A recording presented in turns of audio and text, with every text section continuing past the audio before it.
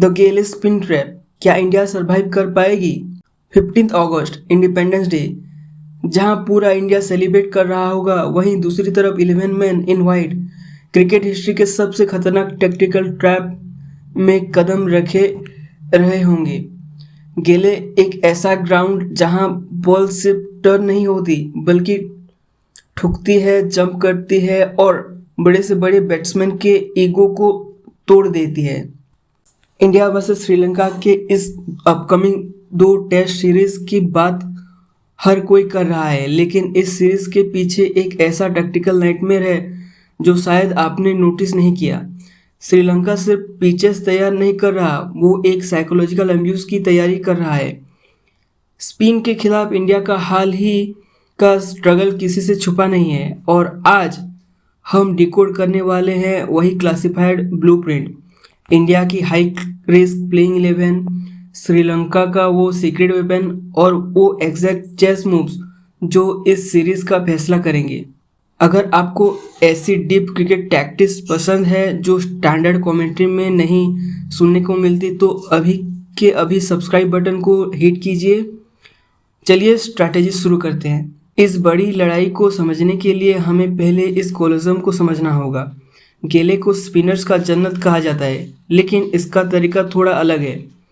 Day 1 पर यह pitch बिल्कुल नॉर्मल दिखती है, लेकिन डे 2 के आफ्टरनून तक समंदर की तरफ से आने वाली हवा सरफेस को ड्राई कर देती है और पिच पर क्रैक्स खुलने लगते हैं। इसके बाद बॉल मिट्टी की टेक्सचर को क्रीप करने लगती है। इंडियन बैटिंग लाइनअप के लिए जो हिस्टोरिकली स्पिन को डोमिनेट करते आई है, पर हाल ही में लेफ्ट अनऑर्थोडॉक्स और मिस्ट्री स्पिनर्स के सामने फंसी है। ये पिच एक माइनफील्ड यानी बारूद की ढेर जैसा है। श्रीलंका की स्ट्रैटेजी बहुत सिंपल है। पहले बैट करो, 350 प्लस रन्स बनाओ और फिर पिच को अपना काम करने दो। अगर इंडिया पहले बॉलिंग करती है तो बॉलिंग यूनिट पर श्रीलंका को जल्दी रैप अप करने का प्रेशर बहुत ज़्यादा होगा। सवाल ये है कि इंडिया इसका काउंटर कैसे करेगी। सिलेक्शन रूम इस वक्त एक प्रेशर कुकर बना हुआ है और इंडिया एक बहुत बड़ा हाई रिस्क गैम्बल खेलने जा रहा है। टॉप ऑर्डर में रोहित शर्मा और यशस्वी जायसवाल को एक ब्लेजिंग स्टार्ट देनी होगी। जायसवाल का स्वीप शॉट खेलने का तरीका इंडिया का सबसे बड़ा वेपन है, जो श्रीलंका स्पिनर्स की लेंथ को शुरुआत में ही डिस्टर्ब कर सकता है। लेकिन असली टॉकिंग पॉइंट है हमारा मिडिल ऑर्डर। यंगस्टर्स को गाइड करने के लिए अजिंक्य रहाणे की टैक्टिकल वापसी हुई है, जिसका मतलब है कि मैनेजमेंट अब ओल्ड स्कूल ग्रिड और एक्सपीरियंस पर बैंक कर रही है। और सबसे बड़ा मास्टर स्ट्रोक, इंडिया यहाँ 3 स्पिनर्स के साथ उतर सकती है, रविचंद्रन अश्विन, रविंद्र जाडेजा और अक्षर पटेल। ये सिर्फ एक बॉलिंग चॉइस नहीं है, बल्कि इंडिया की बैटिंग इंश्योरेंस पॉलिसी है। अक्षर और जाडेजा इंडिया की बैटिंग को नंबर 8 तक डेप्थ देते हैं।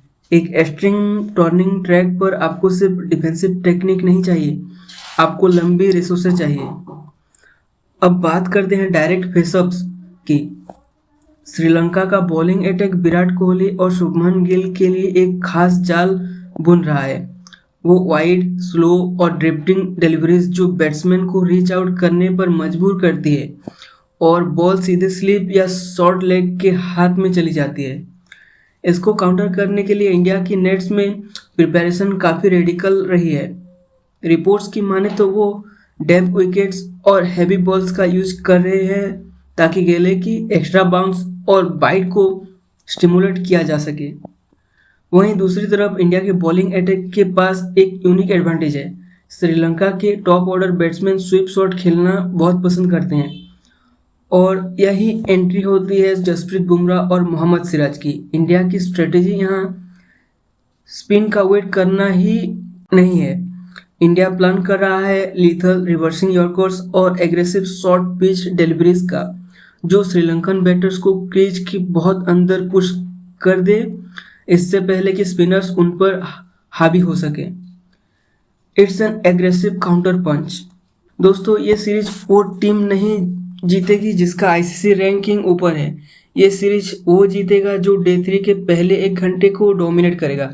अगर इंडिया का मिडिल ऑर्डर श्रीलंकन स्पिनर्स को उनके रिदम से भटका देता है तो ट्रॉफी हमारी है।